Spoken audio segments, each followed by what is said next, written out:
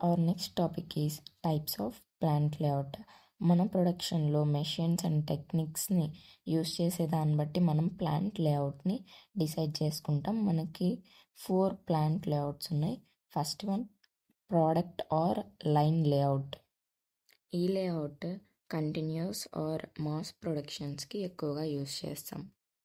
ఇందులో మెషిన్స్ని ఎక్విప్మెంట్స్ని ఎలా అరేంజ్ చేసుకుంటామనంటే మనం పర్ఫామ్ చేసే ఆపరేషన్స్ని బట్టి మనం మెషిన్స్ని ఎక్విప్మెంట్స్ని అరేంజ్ చేసుకుంటాం. ఇందులో రా మెటీరియల్స్ ఒక సైడ్ ఎంటర్ అయితే ఫినిష్డ్ గూడ్స్ ఇంకొక సైడ్ ఎంటర్ అవుతాయి. సేమ్ సైడ్ అనేది ఇక్కడ మూవ్ అవ్వవు అనమాట. రా మెటీరియల్స్ ఇన్ ఒక చోట అయితే ఫినిష్డ్ గూడ్స్ అవుట్ ఇంకొక చోట జరుగుతుంది. ఇది కూడా ఎలా జరుగుతుందంటే with less amount of work process, storage and material handling. ఈ లేఅవుట్లో మనం ఓన్లీ ఒక ప్రోడక్ట్ మాత్రమే మ్యానుఫ్యాక్చరింగ్ చేయగలుగుతాం. అదే వన్ టైప్ ఆఫ్ ప్రొడక్షన్. అంటే డిఫరెంట్ టైప్స్ చేయలేము. ఏదో ఒక ప్రోడక్ట్ని తీసుకొని ఆ ప్రోడక్ట్ని బల్క్గా మనం ఇందులో ప్రొడక్షన్ చేస్తాం. కింద డయాగ్రామ్ చూస్తే ఈ లైన్ లేఅవుట్ ప్రాసెస్ అనేది ఎలా జరుగుతుంది అని మనకి క్లియర్గా అర్థమవుతుంది. ఫస్ట్ స్టోర్ రూమ్ ఉంది కదా, ఈ స్టోర్ రూమ్లో మనం రా మెటీరియల్స్ని స్టోర్ చేసుకుంటాం.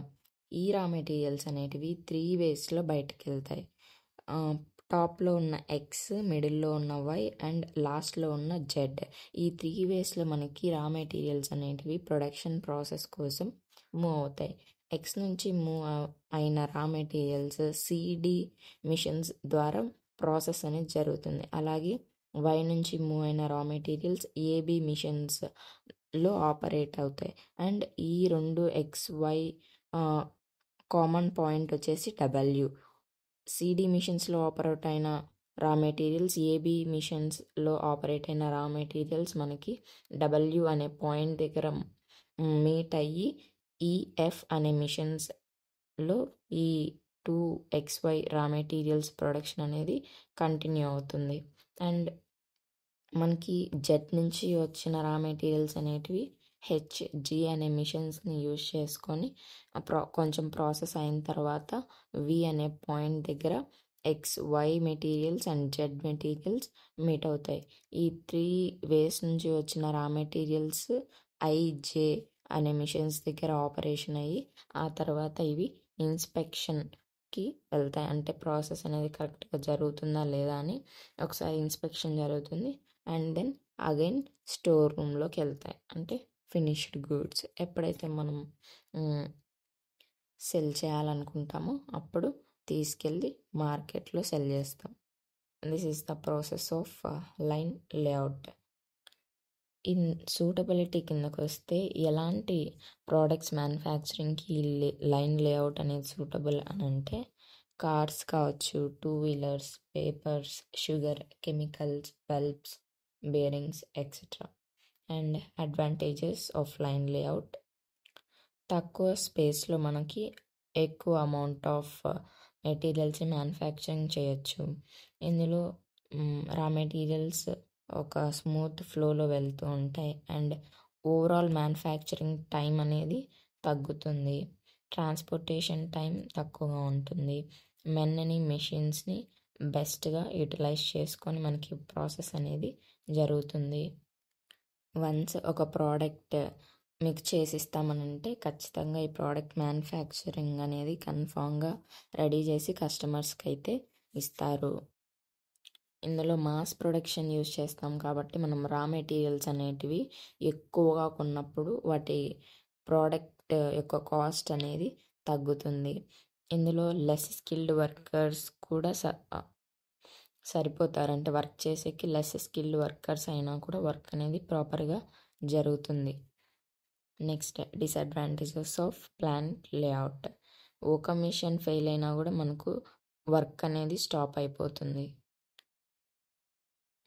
మ్యాక్సిమం ప్రొడక్షన్ అని ఒక లైన్ ఉంటుంది. దానికంటే ఎక్కువగా మనం ప్రోడక్ట్స్ని ప్రొడక్షన్ చేయాలంటే కష్టం.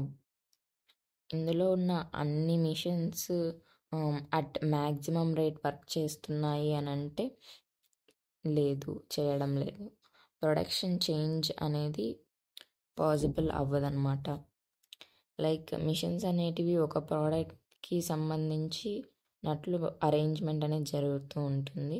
మనం వేరే ప్రోడక్ట్ మ్యానుఫ్యాక్చరింగ్ చేయాలంటే ఆ మిషన్స్ కానీ మెన్ కానీ వాళ్ళకి ఆ వర్క్ తెలిసి ఉంటుందో తెలియదు. సో ప్రోడక్ట్ని చేంజ్ చేయడం అంటే అది పెద్ద టాస్క్ అనమాట. ఓన్లీ వన్ ప్రోడక్ట్ని మాత్రమే మనం ఇక్కడ చూస్ చేసుకొని ప్రొడక్షన్ చేస్తున్నాం. మనకి ఇక్కడ అమౌంట్ ఆఫ్ ప్రోడక్ట్స్ తక్కువ మ్యానుఫ్యాక్చరింగ్ చేస్తున్నాము అని అంటే మ్యానుఫ్యాక్చరింగ్ కాస్ట్ అనేది పెరుగుతుంది అనమాట. అంటే బల్క్లో మనము రా మెటీరియల్స్ని కొంటే మనకి ఈ కాస్ట్ ఆఫ్ ప్రోడక్ట్ అనేది తగ్గుతుంది. అదే మనం ప్రొడక్షన్ని తగ్గించేస్తున్నామంటే ఇక్కడ మ్యానుఫ్యాక్చరింగ్ కాస్ట్ అనేది రైజ్ అవుతుంది. So manufacturing cost and volume of production indirectly proportional. ఏదైనా ఒక ప్రోడక్ట్లో మనం డిఫెక్ట్స్ కానీ ఐడెంటిఫై చేయకపోతే, అదే మనం ఇన్స్పెక్ట్ అనేది చేయకపోతే ఒక ప్రోడక్ట్లో మనకి డిఫెక్ట్ వచ్చినా కూడా ఓవరాల్ స్టోరేజ్ ఆఫ్ ప్రొడక్షన్కి మనకు ఎఫెక్ట్ అనేది పడుతుంది. ఇందులో ఏంటంటే ఒక వర్కర్ ఒక ప్లేస్లోనే వర్క్ చేస్తూ ఉంటారు. సో వేరే ప్లేస్లో వర్క్ చేసే క్యాపబిలిటీ స్కిల్స్ ఆ పర్సన్కి ఉండదు. సో తనకి ఒక వర్కే తెలిసి ఉంటుంది కాబట్టి ఒక ప్లేస్లోనే ఫిట్ అయి ఉంటాడు అనమాట. That's it. Second layout is process layout. దీన్ని ఫంక్షనల్ లేఅవుట్ అని కూడా అంటారు. ఇందులో ఏంటంటే same type of machine functionalities అన్నిటినీ కూడా ఒక దగ్గర పెడతారు. ఎలా అంటే మిల్లింగ్ ఫంక్షన్స్ అన్నీ ఒక దగ్గర, గ్రైండింగ్ ఫంక్షన్స్ అన్నీ ఒక దగ్గర, ఇలా సపరేట్ చేసి పెడతారనమాట.